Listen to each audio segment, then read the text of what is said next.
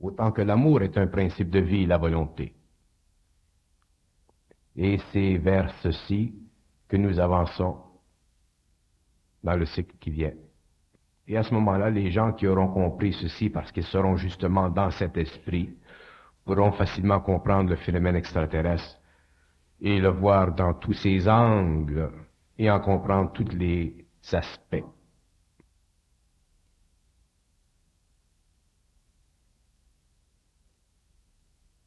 La planète Terre est totalement contaminée par la pensée et l'émotion. Et l'homme, et quand je dis l'homme, je dis l'individu, je ne parle pas de la collectivité des nations. L'homme en tant qu'individu, qu'il soit en Afrique, en Amérique du Sud, en Europe, qu'il soit n'importe où, l'homme qui sortira de cette boue, qui réussira à vivre en dehors de cet égrégore, connaîtra tout ce que aujourd'hui les hommes, surtout les occultistes ou les ésotéristes, tout ce que les hommes essaient de comprendre. Tout lui viendra avec très grande facilité, sans effort.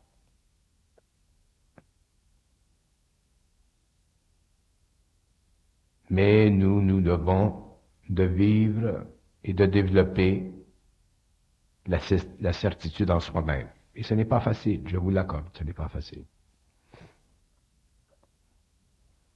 Mais je dois vous le dire.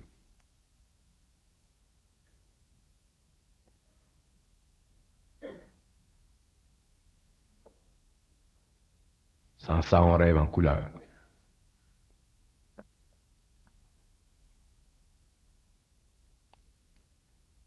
Je pense qu'il y a encore une porte de sortie, c'est que jamais il n'arrive aux humains d'expérience au-dessus de ses capacités. Ça reste une loi cosmique. C'est une loi d'harmonie. Donc, même encore là, les extraterrestres ne feront aucune intervention au-delà des forces des êtres humains. Oui, mais il y a une chose qu'il faut éclaircir.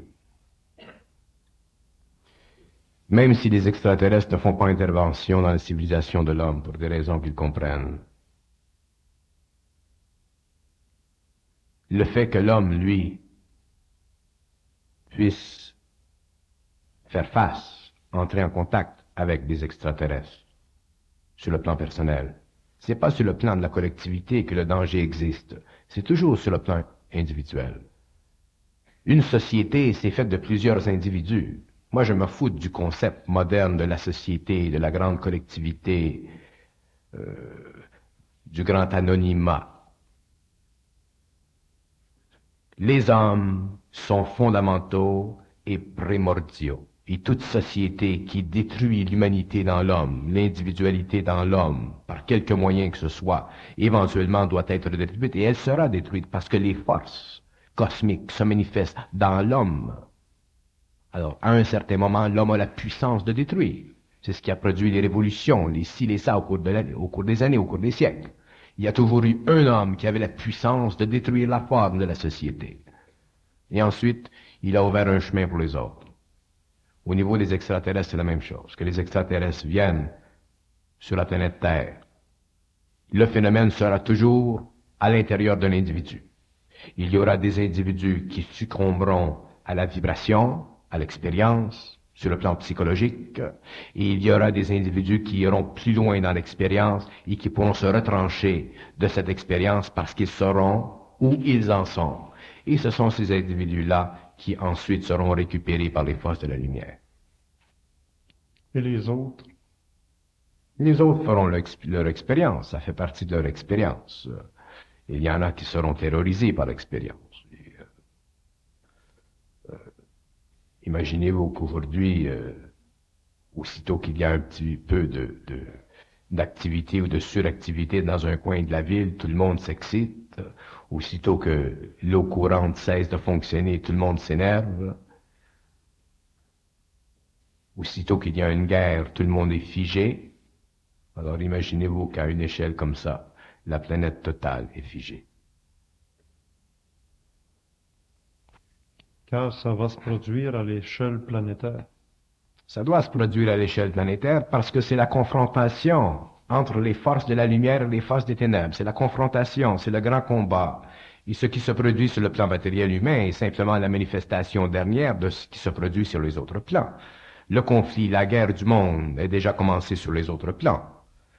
Mais elle se manifeste dans ces derniers lieux, dans ces derniers soupirs, sur le plan matériel. C'est toujours la matière qui reçoit le dernier contre-coup.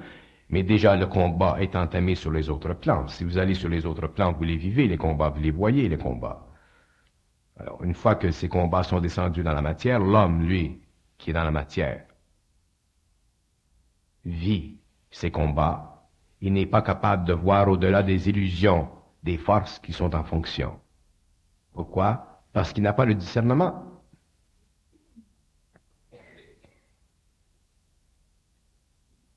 Les extraterrestres qui viennent sur la planète Terre et qui vont dans des champs aux États-Unis ou dans différents pays pour détruire les animaux n'ont pas le droit de faire ça. C'est contre les lois de la vie. C'est une interférence dans le champ psychologique de l'évolution humaine au niveau du sens moral de l'homme envers la vie. Alors déjà, l'homme devrait savoir que ces entités sont des entités d'origine négative. Est-ce qu'on peut parler des 25 000 personnes en moyenne capturées aux États-Unis dans une année? Tout ça, toute la capture, l'abduction, abduction, comme on dit en anglais. On n'a pas le droit de voler un homme d'une planète. C'est un vol. On n'a pas le droit de voler un homme d'une planète. Ou des enfants? La même chose.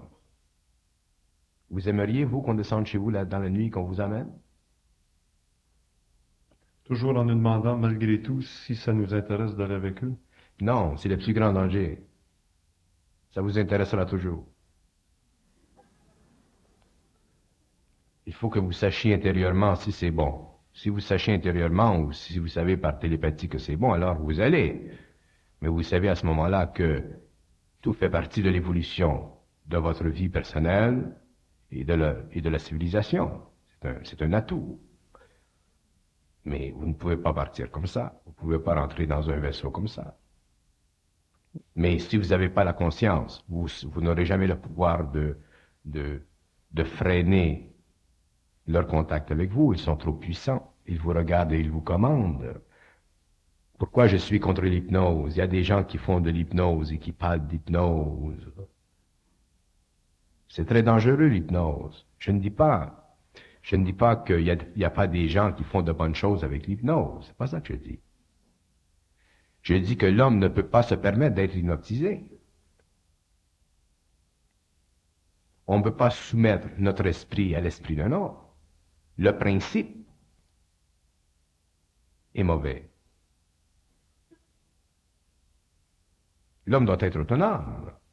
Et ces êtres-là qui ont un pouvoir hypnotique extraordinaire, lorsqu'ils entrent en contact avec l'homme, lui suggère et ça fonctionne tout de suite. Il n'y a plus rien à dire. Regardez ce qui est arrivé à Barney Hill et l'autre, là. Bon. Mais pour que l'homme ne soit pas sujet à l'hypnose, il faut qu'il soit en relation avec ses êtres. Il faut qu'il soit très mental. Il ne faut pas qu'il n'y ait d'émotion. Il faut qu'il soit mental. Il faut que son mental inférieur et son mental supérieur soient en communication. Il faut qu'il sache ce qui se passe à chaque moment de l'intrusion dans son espace-temps. Sans ça, on devient un cobaye. Miguel, c'est un exemple. Jean Miguel. Il a très bien intitulé le livre, Cobaye des extraterrestres. Comment des extraterrestres peuvent dire à un homme, nous te possédons? Nous te possédons?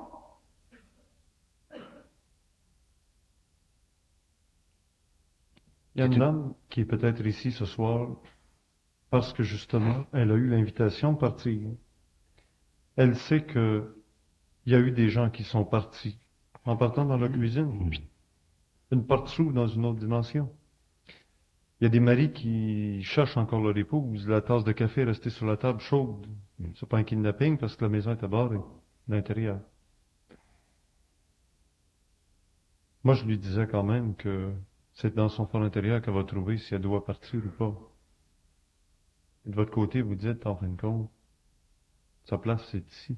C'est en relation avec notre propre vibration. Ce doit toujours être en relation avec notre propre vibration interne, qu'on doit subir certaines expériences ou d'autres. Il faut savoir. Il faut savoir. Si l'homme est en contact avec le supramental, le supramental va lui expliquer telle chose, telle chose, telle chose. On va lui dire, tu vas partir pour 2 semaines, on va faire telle chose, on va transmuter les vibrations de ton corps matériel, on va expliquer. Il est dans la confiance intérieure, il est dans la conscience interne, il est dans sa propre énergie de vie, il est dans sa propre intelligence. Il n'est pas dans l'intelligence d'une autre personne. C'est ça que j'essaie de mettre en relief.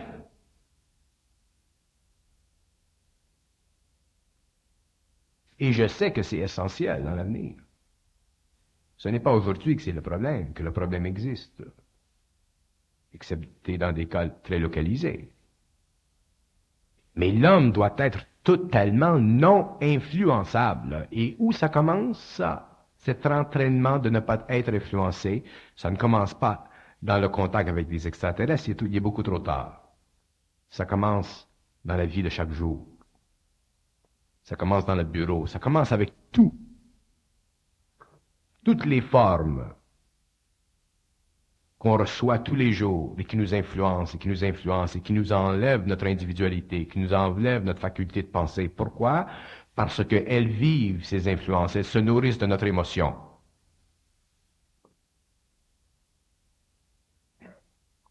Et tous les hommes souffrent de ça.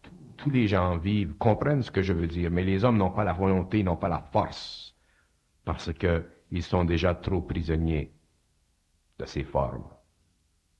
Alors vous vous imaginez le contact avec des extraterrestres? Pour eux, c'est coucher avec Salvador Dali.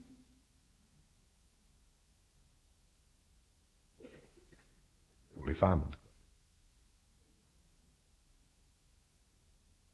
Et je vous dis ça, je sais que ça intéresse des gens, ils trouvent ça intéressant, mais vous réalisez pas ce que je dis. Ça va vous prendre des années avant de réaliser ce que je dis. 2 ans, 3 ans, 4 ans. Petit à petit, vous allez réaliser. Il y en a qui réaliseront plus que d'autres. Parce que je sais que je ne me trompe pas. Parce que tous les hommes ont en eux un siège.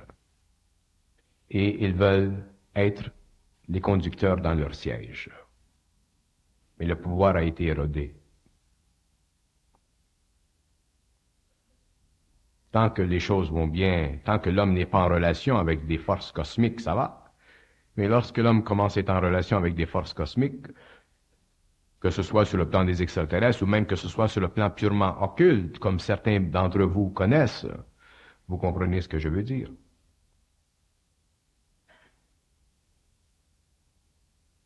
C'est un combat pour l'esprit de l'homme dans le cosmos, sur le plan matériel comme sur les autres plans. C'est le combat pour l'esprit de l'homme. Et très peu d'hommes pourront passer à travers. Parce que très peu d'hommes verront les illusions créées par ces intelligences sur un plan matériel ou sur un autre. Les gens s'imaginent que les forces vont se servir du mal pour créer dans l'homme la crainte. Mais non, ils sont beaucoup trop intelligents pour ça. On va se servir du bien, on va se servir du beau, on va se servir du grand, on va se servir du sacré pour créer dans l'homme et maintenir en lui l'illusion de la forme.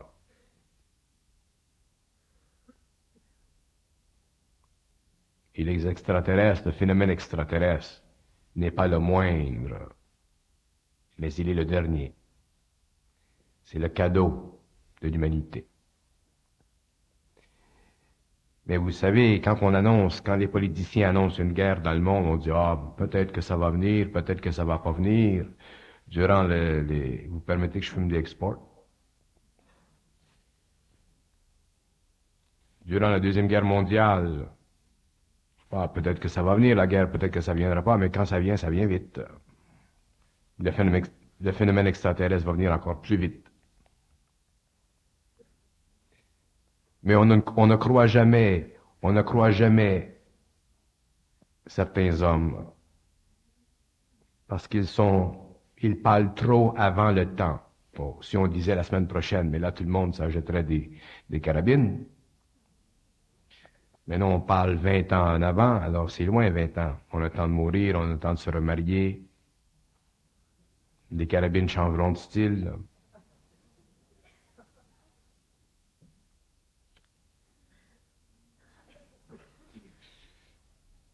On lit les textes anciens, on lit les textes qui font référence à l'Atlantide, malgré que les textes ont été colorés un peu, mais on voit toujours le même phénomène. Il y en a toujours quelques-uns qui comprennent et la masse qui ne comprend pas. Et c'est toujours comme ça, c'est normal.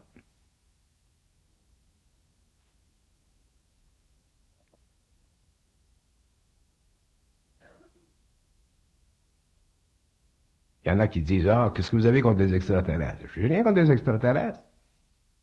C'est des gens merveilleux, certains.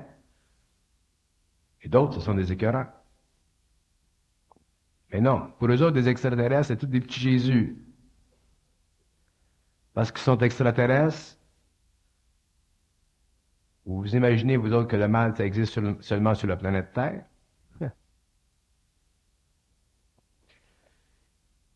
Allez sur les plans, ceux qui vont sur les plans. Vous demanderez ça à Guy Croteau.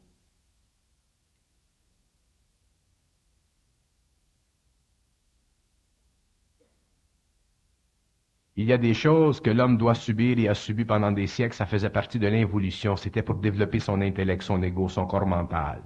C'était bon, c'était normal. Mais ça finit pas là, l'évolution. L'évolution, ça continue. Et à un certain moment, l'homme doit entrer, revenir à la source. L'homme doit à un certain moment être en contact avec l'intelligence universelle en lui. Ça va de soi. Il vient de là. Il doit retourner là. Maintenant que les outils ont été développés, que l'homme est intelligent aujourd'hui, suffisamment pour comprendre des choses qui, il y a 2000 ans, 5000 ans, auraient été au-dessus de son esprit, maintenant que c'est le temps, l'homme doit avancer et faire un pas plus loin dans la reconnaissance de ce champ très vaste qu'est la réalité. Et on ne peut pas entrer dans cette réalité avec les conceptions que nous avons du passé, avec les conceptions que nous avons de la vérité, avec les conceptions que nous avons du mal. Nous ne pouvons pas entrer dans cette réalité avec ces conceptions. Nous devons voir tout en relation avec un autre œil. Et cet œil, c'est l'œil de la conscience supramentale. Et elle appartient à tous les hommes, cette conscience. Tous les hommes qui sont dans cette conscience se comprennent. Il n'y a plus de division dans l'intelligence de l'homme. C'est une unification totale. Mais où l'individualité est totalement en vertu,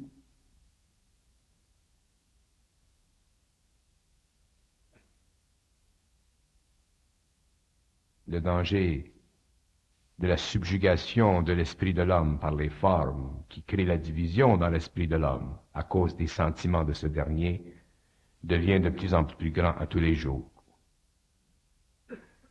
Et la situation va s'accélérer jusqu'à la fin du cycle. Et à ce moment-là, ce sera le contact à l'échelle mondiale avec ces chers joujoux, ces chers extraterrestres. Et ensuite, il y aura une autre vague.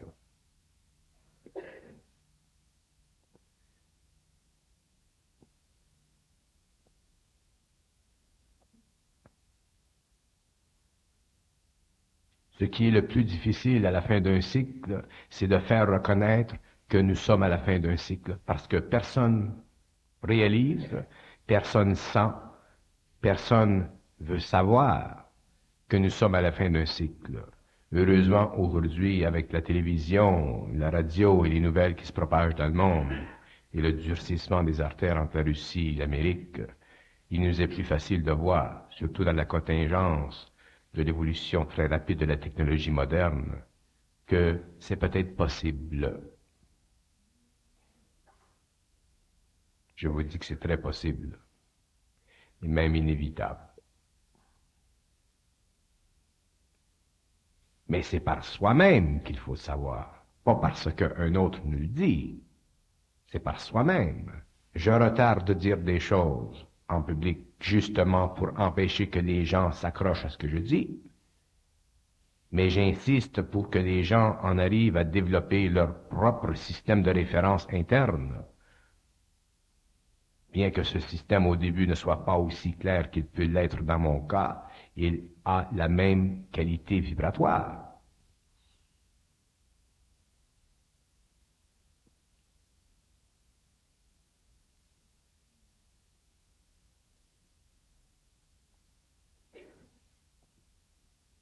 La sécurité de l'homme est en lui-même. Les extraterrestres ajouteront à la science de l'homme, ils ajouteront au rapport de l'homme avec la galaxie. Mais l'homme, lui, devra être suffisamment centré en lui-même pour diriger les opérations et non les subir. On doit être maître dans notre maison. Mais on rationalise n'importe quoi. Si je dis ça à des gens, il y en a d'autres qui vont dire, ah, mais oui, mais vous vous imaginez qu'on est particulier, que l'homme, c'est un être spécial, bah. On retombe euh, dans les valeurs spirituelles de l'humanité, et ainsi de suite. Non, c'est pas ça que je veux dire. Je veux dire que l'homme doit être centrique. L'homme doit être autonome. L'homme ne doit pas être influençable de l'extérieur et que l'homme doit avoir sa propre connexion interne, universelle, qui lui permette d'échanger avec tous les hommes et de pouvoir contrôler l'évolution de la planète Terre et de pouvoir siéger en permanence dans les sièges interplanétaires de la galaxie et accélérer l'évolution de la planète sur le plan science, sur le plan mental, sur le plan conscience.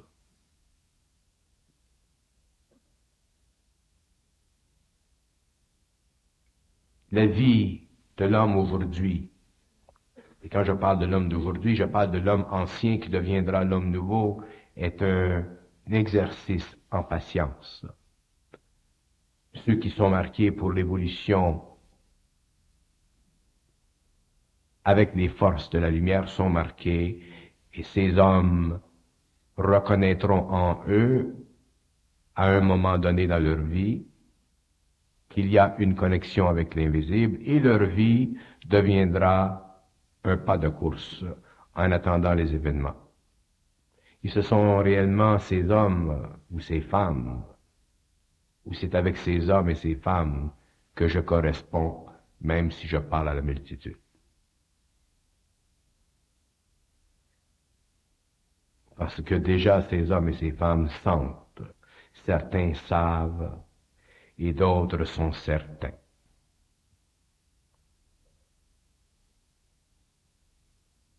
Mais en parlant à la multitude, ça permet d'ajuster la vibration de l'esprit de l'homme pour que certains puissent bénéficier au moins un peu de leur vie personnelle et de leur autonomie, quel que soit le phénomène. Et plus le phénomène est grand, plus le danger est vaste. Je vous rappellerai que tout ce qui vient d'être dit par Bernard est sur cassette à l'arrière. On vient de faire un bon jogging mental ou supramental. On va aller maintenant peut-être en faire un physique. Après, ce sera votre tour de poser des questions, soit par écrit sur les petits bouts de papier que vous apportez ici, ou soit directement. Dans 15 minutes exactement. Je répète toujours la même chose au début. Il y a des questions qui ont sûrement déjà été posées plusieurs fois à Bernard. Alors, je commence d'abord par celles qui sont nouvelles, qui sont dans le cadre de la soirée de ce soir. Quitte après, si on a le temps, puisqu'on termine toujours à 11 heures. Si on a le temps, ben là, on passera les autres questions. Bernard, peux-tu expliquer le rôle du maître qui s'occupe de moi en temps calme et quelle est sa relation ou sa collaboration avec mon ajusteur de pensée? Bon, bon. Bon, c'est une question importante, ça.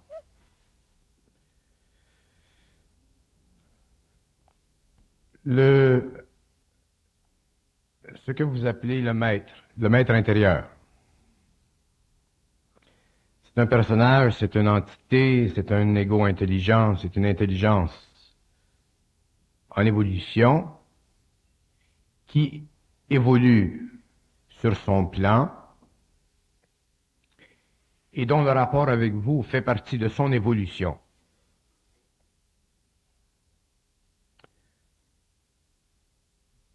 Ce maître n'a sur vous aucun pouvoir. Il doit respecter l'illusion de votre libre arbitre, qui est une illusion universelle, lorsque l'homme est dans la matière. La valeur de ce maître est celle-ci, c'est qu'il lui est permis de se servir de certains réseaux vibratoires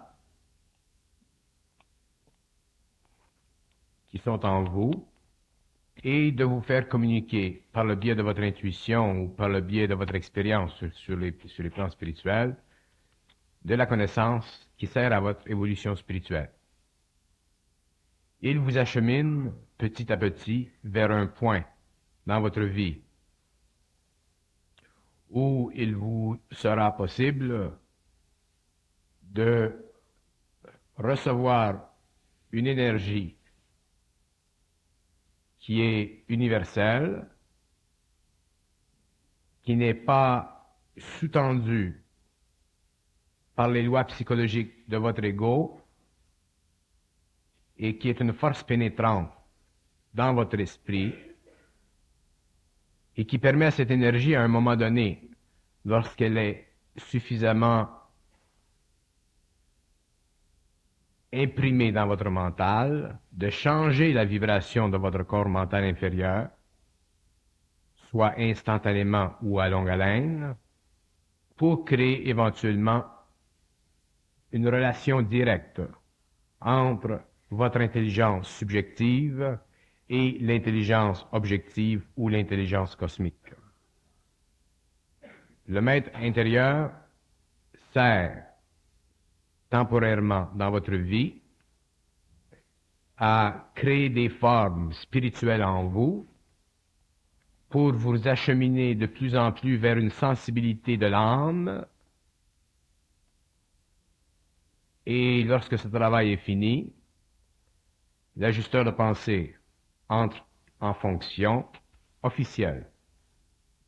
Et quand je dis en fonction officielle, je dis que l'ajusteur de pensée est toujours là, que le maître travaille sous ses ordres, mais qu'à un certain moment, il entre en fonction officielle, dans ce sens que c'est lui seul qui dirige l'activité électrique et chimique de votre personnalité, et c'est lui qui vous amène à la fusion, c'est lui qui impose de plus en plus sa volonté, c'est lui qui impose de plus en plus la force vibratoire qui émane de lui par le biais de l'âme et qui vous rend de plus en plus sensible à l'énergie du supramental.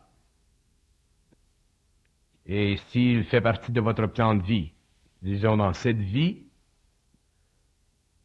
d'entrer dans une fusion permanente avec cet ajusteur de pensée, il changera encore vos vibrations, vous ferez l'expérience de plus en plus évidente de l'illusion du libre arbitre, vous perdrez de plus en plus votre libre arbitre, et vous tomberez automatiquement, vous basculerez automatiquement dans la conscience universelle où votre libre arbitre aura été changé, altéré pour la conscience libre, pour la conscience individuelle, qui est l'unité ou le résultat de l'unité vibratoire entre l'ajusteur de pensée et vous-même, le mortel.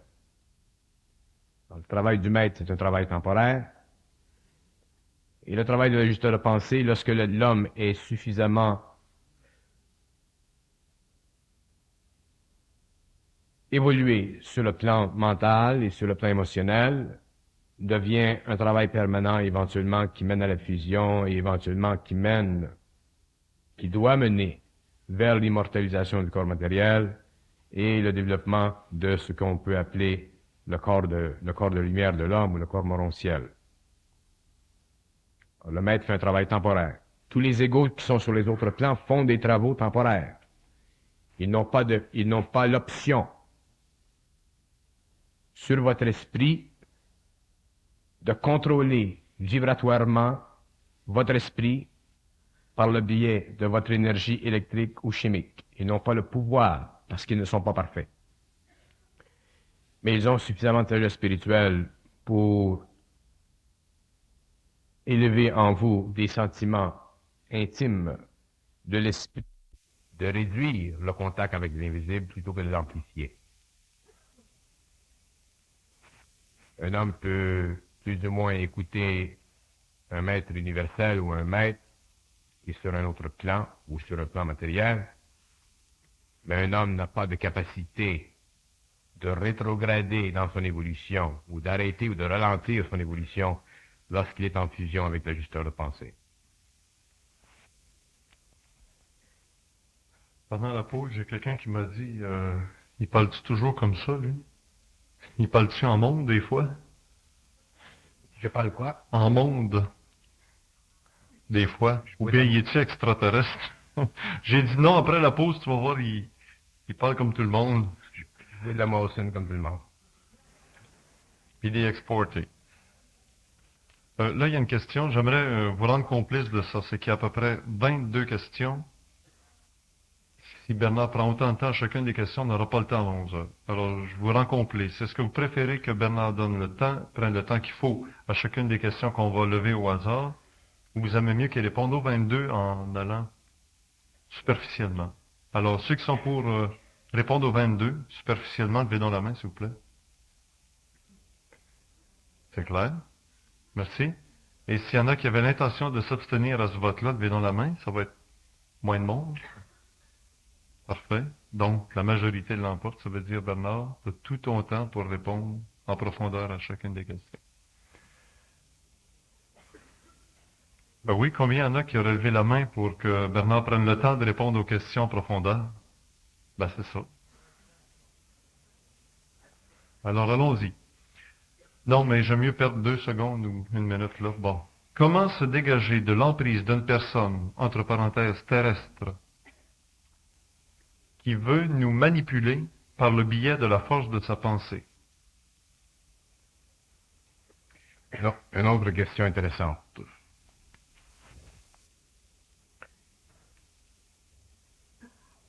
Toute expérience est bonne, parce que toute expérience nous fait réaliser certaines choses. Si certaines personnes souffrent de l'influence, de quelque façon que ce soit, d'une autre personne sur leur mental, viendra un jour où cette souffrance sera tellement intense qu'elles forceront un changement, un renversement dans la vapeur pour se libérer psychologiquement, émotivement, mentalement, intellectuellement de cette emprise. Mais l'homme change dans la vie, prend une autre direction dans la vie lorsqu'il vit la crise. Et lorsque vous aurez suffisamment souffert intérieurement de cette emprise, la conscience de cette situation deviendra tellement révoltante pour votre esprit, dans votre esprit, qu'elle vous donnera la force de changer votre direction et de détruire la crainte qui, au fond de tout, est responsable pour l'aliénation psychologique d'un homme envers un autre.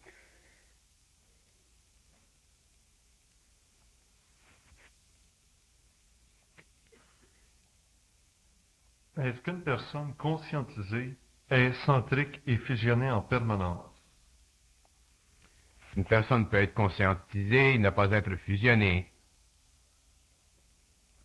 Une personne fusionnée est de fait même conscientisée.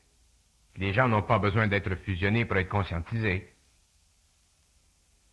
Être conscientisé, c'est avoir accès à un niveau quelconque à la réalisation qu'il y a un lien entre soi et le supramental, qu'il y a en soi un autre niveau d'intelligence qui se manifeste à travers notre esprit et qui suffit à organiser et à orienter notre vie de sorte que nous puissions vivre notre vie d'une façon autonome. La fusion n'est pas essentielle. La fusion fait partie de l'évolution, mais elle n'est pas essentielle dans tel moment ou tel moment de la vie. Ce que l'homme a besoin, c'est la conscience. Tous les hommes peuvent être conscients s'ils s'ouvrent à l'esprit en eux, mais tous les hommes ne peuvent pas être fusionnés dans le temps où ils le désirent, parce qu'il y a dans la fusion une autre étape d'évolution pour l'individu qui le met sur un autre palier d'activité, sur un plan planétaire ou sur un plan universel, et ça c'est déterminé par le justeur de pensée, et c'est connu et reconnu par l'individu lorsqu'il en subit l'expérience. Mais c'est la conscience qui est importante. Et la conscience constamment défie les formes émotives ou mentales qui emprisonnent l'homme et qui l'empêchent d'être conscient.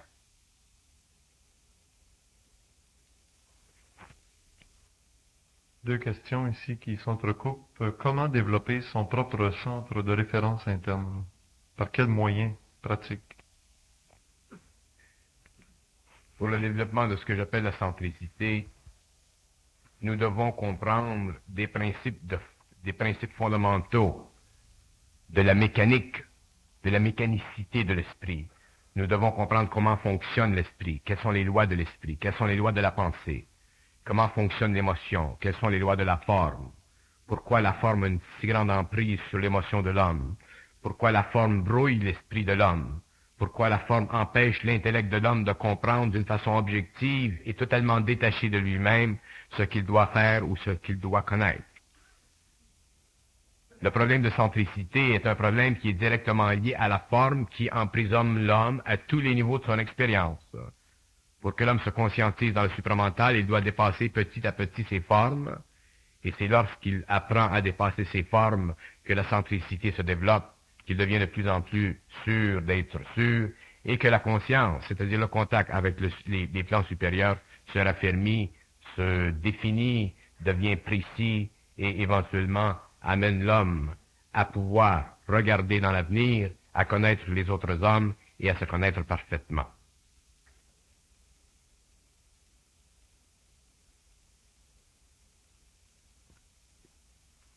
Il n'y a pas de formule magique.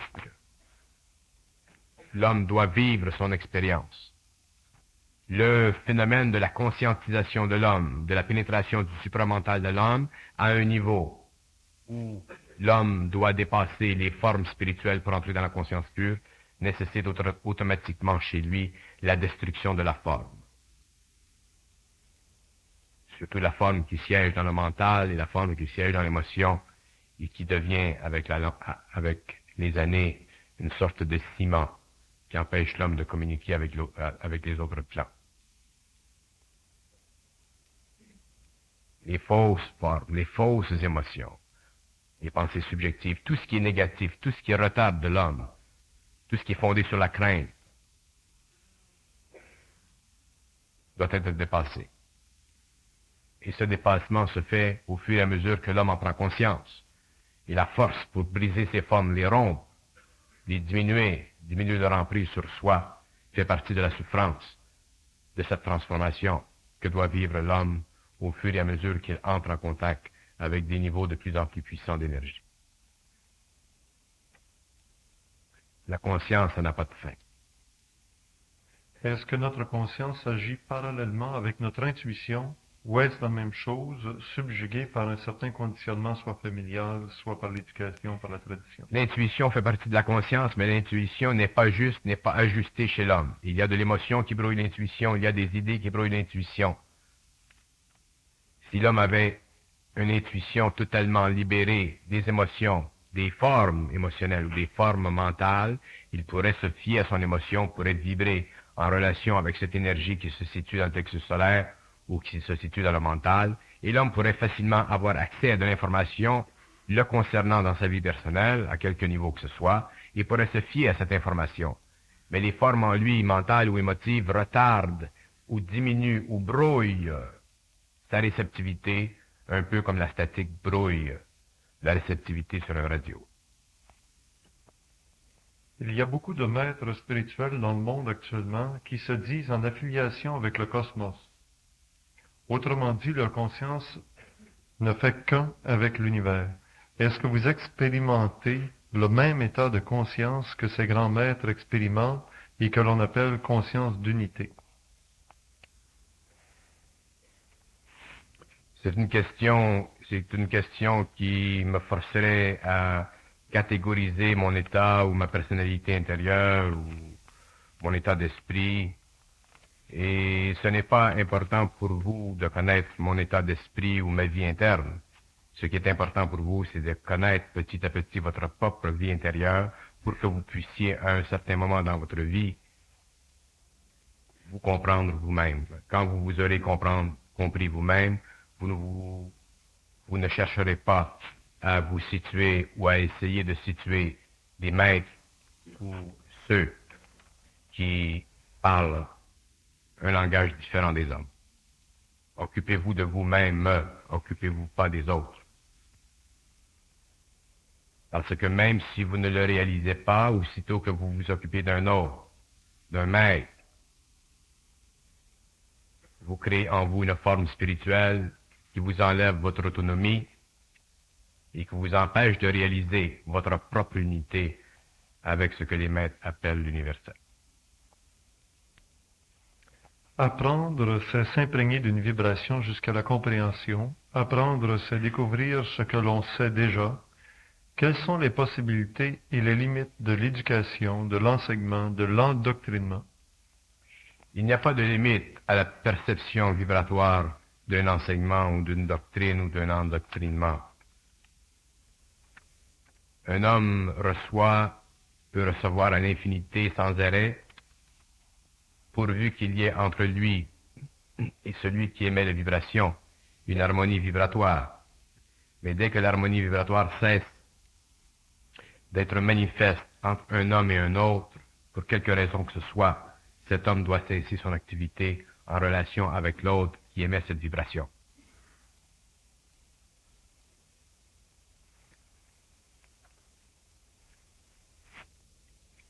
Tant que l'on peut parler, tant que l'homme peut parler, tant qu'un être peut parler,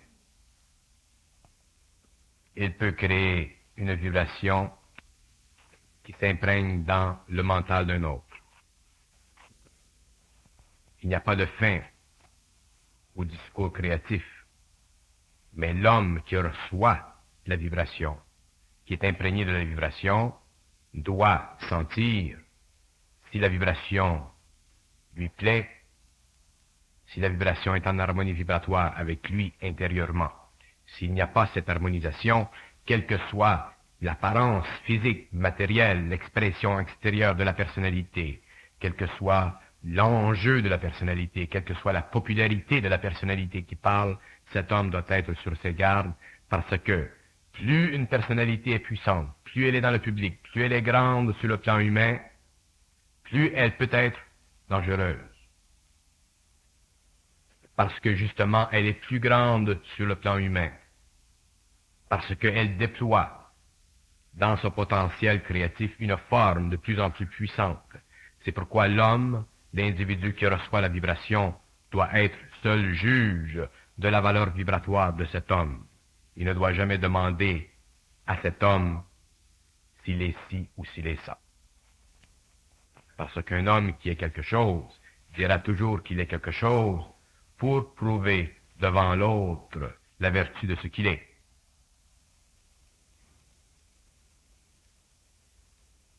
L'individu seul peut déterminer et doit déterminer la vibration, le caractère vibratoire de l'homme qui parle. S'il y a sympathie vibratoire, tant mieux. S'il n'y a pas, il doit couper les ponts, quelle que soit la popularité de celui qui parle. Ici, c'est signé par une femme libérée. Une femme libérée ou une forme? Une femme, pas libérée de la forme. Ce sont toujours des hommes qui sont représentés par les grands initiés, Krishna, Rama, Bouddha, Hermès, Jésus-Christ, Mahomet, etc. Bernard. Je n'ai rien contre l'aspect masculin, au contraire, mais y aurait-il un jour des femmes, l'aspect féminin, représentant ces grands êtres? Les femmes libérées ne comprennent pas ce qu'est la libération. Ils sont emprisonnés dans l'esprit de leur libération. Une femme, c'est un esprit dans un corps mort, dans un corps femelle, comme un homme est un esprit dans un corps mâle. Il n'y a pas de différence entre une femme et un homme. La différence est simplement sur le plan matériel.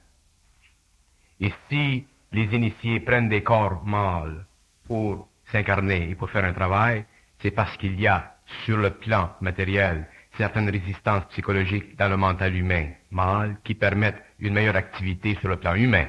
Ce n'est pas parce que les initiés sont plus ou moins entachés d'une valeur ou d'une autre. Le corps mâle a certaines résistances que le corps femelle n'a pas, ainsi que le corps femelle a certaines résistances que le corps masculin ne possède pas. Alors on se sert toujours du meilleur véhicule pour faire tel ou tel travail. Tout le reste, c'est de la philosophie de la femme libre, et c'est une philosophie qui empêche la femme libre de voir objectivement l'importance de son rôle en tant que femme à l'intérieur de sa propre destinée.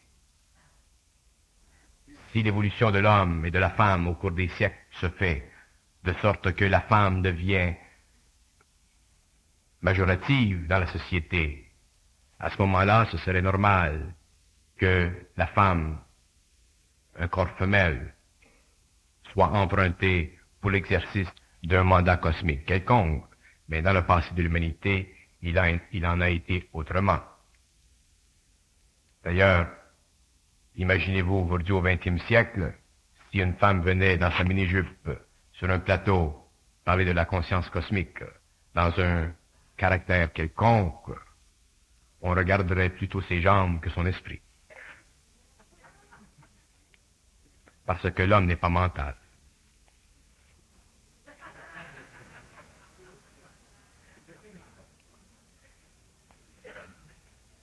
Alors ce n'est rien contre la femme, c'est contre la condition humaine de l'homme et de la femme.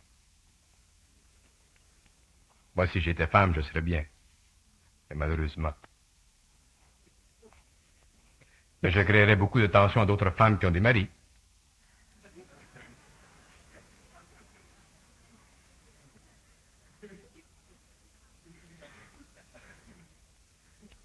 Expliquez. Il y aura des conditions qui seront difficiles même pour les élus, car les élus ne seront pas fusionnés, ils seront très conscients. Les fusionnés auront-ils transféré de plan? Ce que l'on appelle dans les textes ésotériques ou les textes bibliques, les élus, ce sont les êtres qui auront le pouvoir de dépasser l'illusion de la forme. Et dans cet acheminement vers cet état d'esprit qui est totalement extrasensoriel, extra-humain, totalement abstrait en relation avec la conscience concrète de l'homme d'aujourd'hui, il est évident que ces êtres, ces hommes, ces femmes, vivront des moments difficiles, mais leur conscience sera suffisamment développée pour leur permettre de discerner au bon moment la chose qu'ils devront connaître pour avoir accès à un niveau de vibration suffisant pour passer de l'autre côté.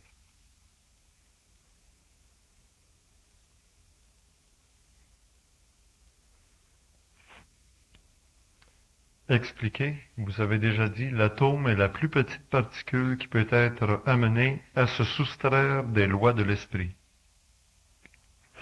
L'atome est la plus petite particule qui peut être amenée à se soustraire des lois de l'esprit parce que l'atome n'appartient pas à l'esprit. L'atome est habité par l'esprit et c'est l'esprit qui domine l'atome et non l'atome l'esprit. Lorsque l'atome est inculqué dans l'esprit et qu'il ne parvient pas à se substituer à lui-même pour développer en lui-même une résonance suffisante pour appartenir à l'esprit, cet atome n'est pas de l'esprit, mais fait partie du mouvement de l'esprit dans la matière. C'est lorsque l'atome fait partie de l'esprit et est dans l'esprit que l'atome et l'esprit sont un, et que l'homme qui est dans l'esprit contrôle l'atome.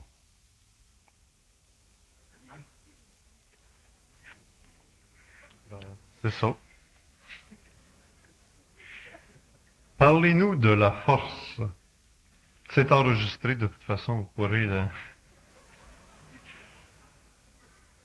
Parlez-nous de la force avec un grand F.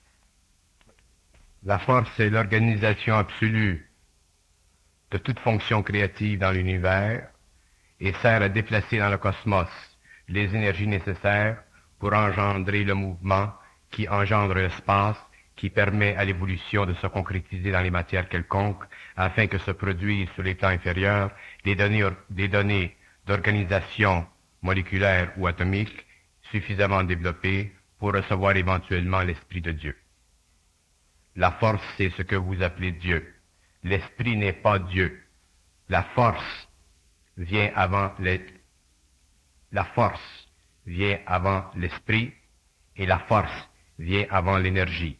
L'énergie est la manipulation de l'esprit est la manifestation de la force est absolue et indiscernable par l'esprit.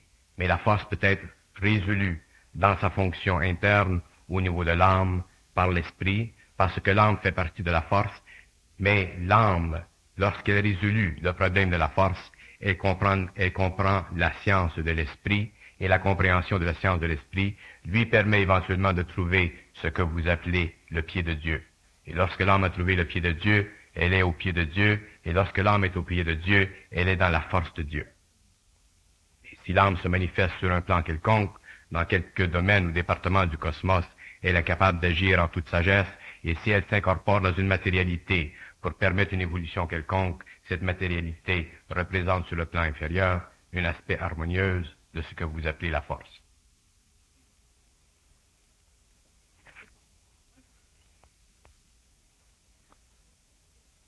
Parlez de la troisième Trinité absolue. Les trois Trinités absolues. Les trois élèves. La troisième Trinité absolue est celle qui engendre dans la conscience du mouvement les apostrophes morontielles de l'esprit du mouvement et qui détermine dans le temps les différentes sagesses éternelles qui se constituent les différents temps et qui organisent dans les temps les différentes vapeurs de l'esprit pour organiser dans la lumière les différentes fonctions de l'esprit. L'absolu de cette Trinité est inconcevable à l'esprit de l'homme, mais elle est...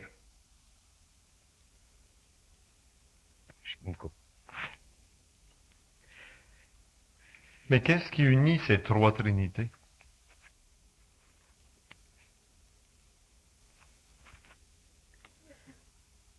Dans l'absolu, dans cette Trinité absolue, il y a des fonctions divergentes. Et la fonction fondamentale de cette Trinité absolue est sa capacité d'engendrer l'illusion parfaite de l'espace.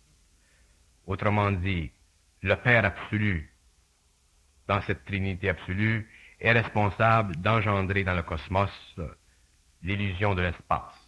Et lorsqu'il engendre l'illusion de l'espace, il crée les possibilités pour l'esprit d'engendrer la lumière. Le Fils absolu, dans cette Trinité absolue, engendre par lui-même et à l'intérieur de ses propres limites les différentes factions qui servent à maintenir dans le cosmos les rayonnements absolus de la gravité et de maintenir autour des planètes et des systèmes et des galaxies les champs de force de cette gravité pour que se maintienne en harmonie l'évolution des corps planétaires. L'intelligence absolue, qui n'est pas connue dans notre système et qui fait partie de cette Trinité absolue, est une intelligence qui octroie dans son pouvoir interne 4 aspects. Elle octroie la puissance de la divination de l'absolu, l'intelligence absolue de la divination des relativités des temps, la puissance des temps dans la coordination des activités morontielles de l'esprit humain et l'activité extraordinaire des Melchisédek qui doivent coordonner l'absolu avec l'invisible et l'infiniment petit et l'infiniment microscopique de l'homme.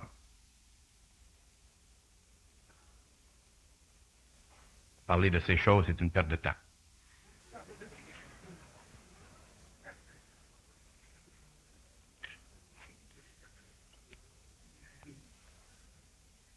Si l'intelligence du supramental utilise la loi du mensonge afin de ne pas bouleverser l'homme dans son cheminement, afin d'aider l'homme, elle sert également à l'éprouver afin qu'il sache par lui-même parler de la loi du mensonge. La loi du mensonge, c'est une loi qui protège l'esprit de l'homme parce que l'homme possède dans son esprit de l'émotion. L'homme vit de l'esprit de l'émotion, et tant que l'homme vit de l'esprit de l'émotion, il est incapable de voir objectivement, c'est-à-dire d'une façon absolue, sa relativité avec la perfection.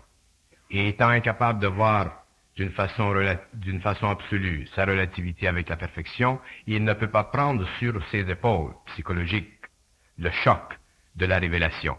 Et c'est pourquoi l'intelligence universelle maintient chez l'homme un certain parapluie pour le protéger contre le choc vibratoire d'une trop grande connaissance avant que son émotion soit transmutée en mental et que son mental inférieur soit régénéré par l'énergie du supramental.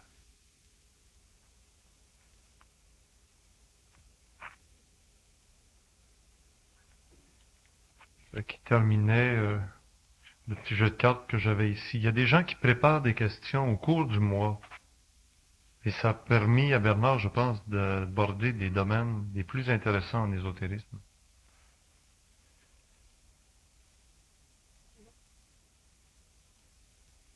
Je te le lis.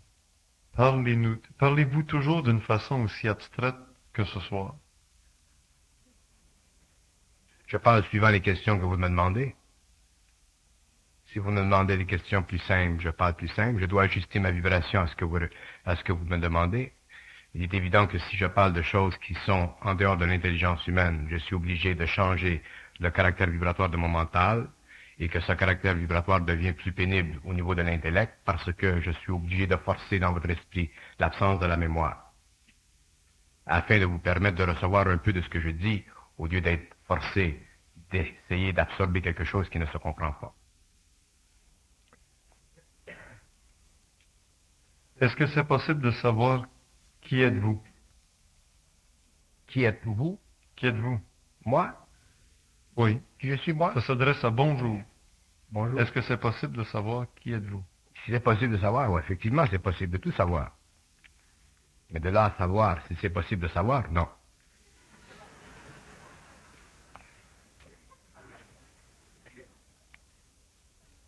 Pas parce que je ne veux pas le dire, mais parce que si je le disais, ce serait pas bon. Ce serait créer pour vous une forme. Et Dieu sait si vous en avez assez.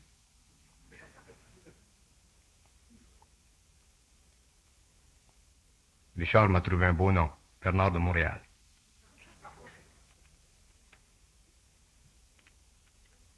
Montréal, c'est une île. Quand je suis seul dans la maison, je sens la présence d'une personne près de moi. Qui est cette personne? Ça peut être n'importe qui. C'est à vous de le découvrir. Ça fait partie de vos expériences extrasensorielles. Mais comment? Avec le temps, peut-être vous pourrez la voir. Avec le temps, peut-être vous pourrez la discerner. Votre vision astrale se développera. Si vous communiquez mentalement, peut-être qu'on vous donnera une réponse. Mais sachez, pour revenir au sérieux, que les mondes s'interpénètrent et qu'il y a des gens chez qui, dans la maison, il y a des présences qui sont plus présentes que dans d'autres cas, parce que justement ces gens-là ont une certaine sensibilité que d'autres ne possèdent pas. Mais il y a des gens dans l'invisible tout partout, il y en a partout ici. Mais les gens ne les sentent pas, alors ils ne les réalisent pas. Mais si vous les sentez parce que vous avez certaines facultés extrasensorielles, il ne faut pas que vous cassiez trop la tête avec ça, parce que avec le temps, vous pourrez les voir. Et en attendant, faisant l'expérience, essayez de ne pas être trop nerveux. Ils ne peuvent pas vous faire de mal. Il y a des gens qui ont de grandes sensibilités, qui peuvent sentir des êtres autour d'eux, qui peuvent se sentir se toucher. Et ça fait partie de leur expérience pour les amener à détruire la crainte de l'invisible. Il y a des raisons pour tout. Si on vous habitue pendant 10 ans, 15 ans à sentir une présence dans la maison, vous développez une certaine résistance émotive à l'invisible, et un jour, lorsque le temps sera venu pour d'autres expériences, vous aurez été préparé.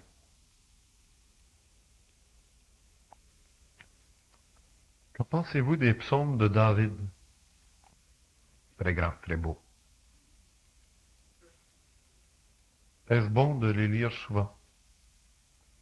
Tant que vous les lisez, vous engendrez en vous une grande spiritualité, mais aussi vous formulez, vous créez un égrégore qui rattache votre esprit au passé. Si vous rattachez trop votre esprit au passé, vous allez avoir de la difficulté à le projeter dans l'avenir. Ce qui a servi dans le passé, a servi dans le passé. Quand vous êtes à l'école, que vous allez à l'école, vous avez lu des livres lorsque vous étiez en 7e année, en 8e année. Aujourd'hui, vous êtes rendu en 11e année, en 12e année, ou à l'université. Vous ne relisez plus ces livres. Vous avancez vers l'avenir. Il en est de même pour les connaissances. Il en est de même pour les textes. Il en est de même pour le matériel spirituel de l'humanité. L'homme doit un jour vivre totalement intérieurement dans le présent et aller vers l'avenir.